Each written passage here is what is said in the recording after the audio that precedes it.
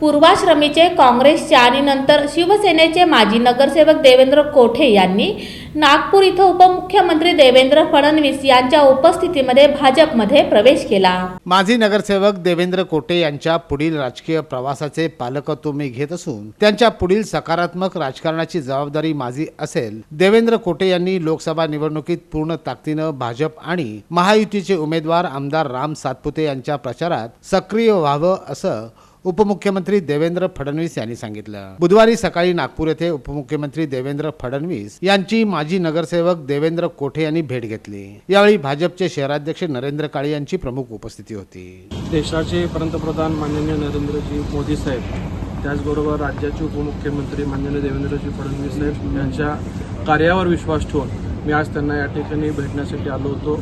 माझे आजोबा स्वर्गीय विष्णुपंत तात्यासाहेब कोठे यांचं सोलापूर शहरातील राजकारणात समाजकारणात मागच्या 40 वर्षापासून योगदान आहे।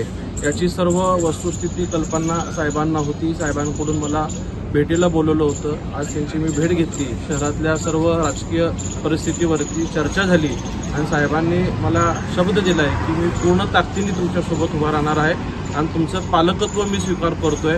तुम्ही निश्चितपणे जोमाने काम करण्याचं आश्वासन साहेबांनी दिल्यामुळं त्यांच्या कार्यपद्धतीवर, त्यांच्या विचारावर मी प्रभावित होऊन त्यांच्यावर विश्वास ठेवून आज या ठिकाणी भारतीय जनता पार्टी पक्षामध्ये साहेबांच्या नेतृत्वाखाली प्रवेश केलेला आहे। देवेंद्र कोठे यांच्या भाजपासोबत जाण्याच्या निर्णयामुळे भाजपाची ताकद वाढली आहे। लोकसभा निवडणुकीत भाजप आणि महायुतीचे उमेदवार आमदार राम सातपुते यांना मोठं मताधिक्य मिळवून देण्याचा निर्धार देवेंद्र कोठे यांनी केल्यामुळे शहर मध्य आणि शहर उत्तर मतदारसंघातून भाजपाला मिळणाऱ्या मताधिक्यात निश्चितच वाढ होणार आहे।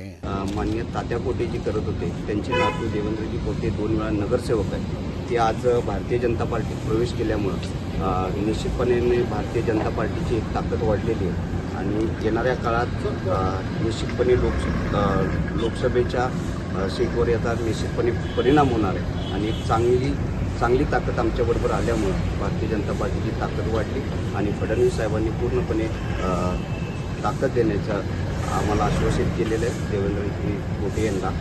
पंतप्रधान नरेंद्र मोदी हे 29 तारखेला सोलापुरात येणार असून होम मैदानावर सकाळी 11 वाजता त्यांची जाहीर सभा होणार आहे।